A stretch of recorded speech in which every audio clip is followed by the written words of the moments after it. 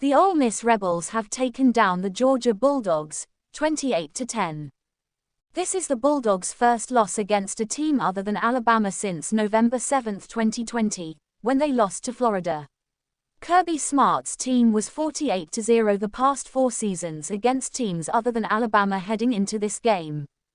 The Rebels picked up arguably the biggest win in the Lane Kiffin era in what was likely a must-win matchup for Ole Miss college football playoff hopes.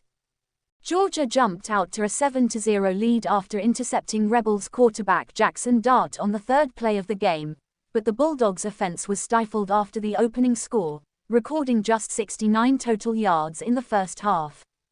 The Georgia defense was able to hold the Rebels out of the end zone, as Ole Miss settled for 3 field goals in the first half. But the story of the game was the Rebels' defense, holding the Georgia offense under 250 total yards in the whole game. The Bulldogs were averaging over 430 total yards of offense entering this game. The Rebels sacked Georgia quarterback Carson Beck 5 times and recorded 9 tackles for loss, smothering the Bulldogs all night.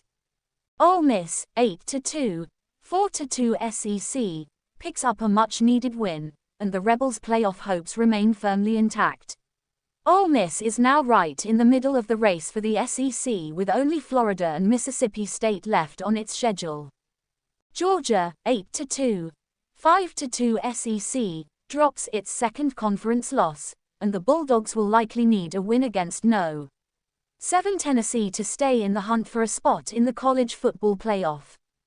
Homecoming to remember: Georgia Tech upset No. 4 Miami, 28-23, to snap the Hurricanes' undefeated streak and become bowl eligible.